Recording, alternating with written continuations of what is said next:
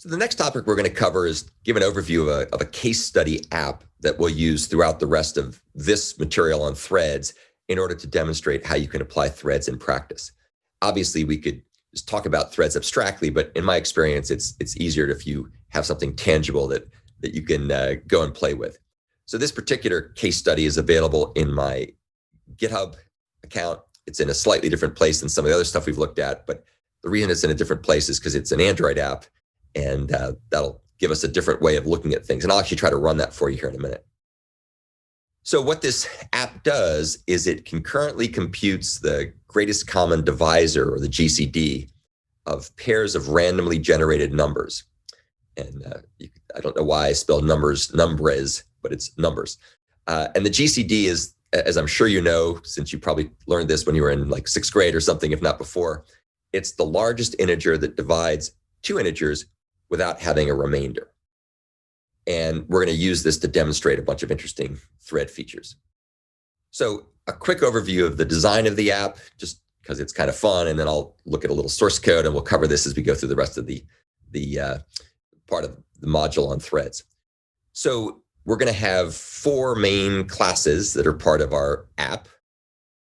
First part is something called a lifecycle logging activity, and that's really just there to demonstrate how Android's lifecycle hook methods work.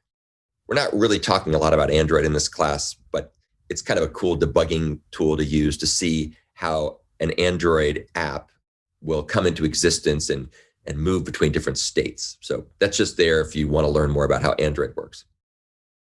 The main entry point to this app is something called the main activity. And the main activity is essentially the entry point into the app that handles button presses from the user. So the user will press some buttons. We'll see that in a second. And those buttons are connected to different methods, and those methods actually do interesting things. You'll see that one of the buttons you can press will run a Java thread, and we call this thread the GCD thread, which is going to inherit or extend the thread class directly. So that's going to be one way of designing our app to do some work. And then the second way we're going to do this is by using something called the Gcd Runnable Approach. And unlike GCD thread, where we extend thread, GCD Runnable will implement Runnable and then be associated with a thread. And this is important because you really need to know the 2 different ways of being able to associate code with a thread in order to have computations run concurrently. And that's also likely to be a quiz question. What are the 2 ways to give code to a Java thread? Both of these implementations do the same thing. They just do them in slightly different ways, structured in slightly different ways. We will explore these implementations in great detail shortly as we go through more discussions about the different approaches and look at different lessons on how threads work. But first, I'm going to show you how to build and run the app. So we're about to switch over to Android Studio, and I'll just show you how to do this. And this will also give me an excuse to talk about how to set up Android Studio in a bit more detail than I talked about earlier. Okay, you should now be seeing my Android Studio project, which I have conveniently pre-allocated and pre-opened, so it's already there. And let's go ahead and make it a little bit smaller. Now, the first thing I want to point out here is when you first download Android Studio, you'll have Android Studio installed, but there's a couple more things you got to do. And one thing you need to do is you need to set up the SDK that you want to have installed. That's SDK, of course, stands for Software Development Kit. And what you really want to do is come in here and click on Android 11. That's the version we're using. That's so-called API level 30. And then you click on OK. And as you can see, I actually need an update, which I'm not going to do right now because it'll delay us. But you can use the SDK manager in order to download selected versions of Android and then also download updates that are necessary over time. So at the very least, start out with Android 11, which is this guy. You're welcome to download other versions, but it's probably overkill unless you're doing other projects that need those other versions. So that'll get the Android SDK installed on your computer. Also, you want to set up the Android emulator. And so to do that, you click on this little icon here, which is the AVD for Android Virtual Device Manager. And you can click on this stuff and you can make new virtual devices by clicking create virtual device.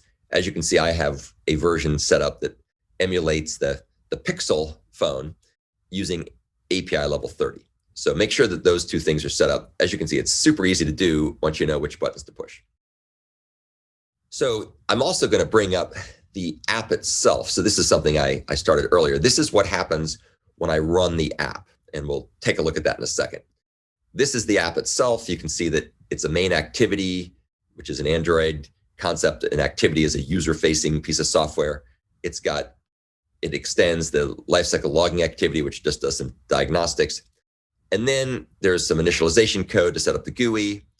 And we also have different methods defined that are connected to buttons on the user interface. And it's a little bit beyond the scope of this talk to explain all the details of how that works. If you really want to learn how to do this, watch my Android app development course and it'll show you. You won't need to know how this stuff works. I'm just giving you an overview and telling you where to look in case you're curious. You can see what this does is this runs the runnable implementation. We'll talk more about that shortly. And this one runs the thread implementation. We'll talk about that more shortly. And then there's also one that runs a thread and a runnable, and we'll talk about that shortly as well. And to see how all this works, this is the app itself. And if I come along here and I click run thread, it'll go ahead and it'll compute the GCD for, I think it's for 10 pairs of threads, 10 pairs of randomly generated integers. And then we can click run runnable. It'll do the same thing. And this time it'll do it using the runnable implementation. And then we can also do this and it'll do both the runnable and the thread at the same time. So just a very simple example. I just want to show you how you can build this app, how you can run the app. And to run this thing, all you have to do once you've got it built is just click on the little button and that'll start the emulator if it's not already running. Or if it is running, it'll take the one that's there and go ahead and load the contents of this particular app into the memory and launch it. So that's just to give you a sense of what the case study does. Now we're going to take a look in the rest of the lessons at how it's implemented.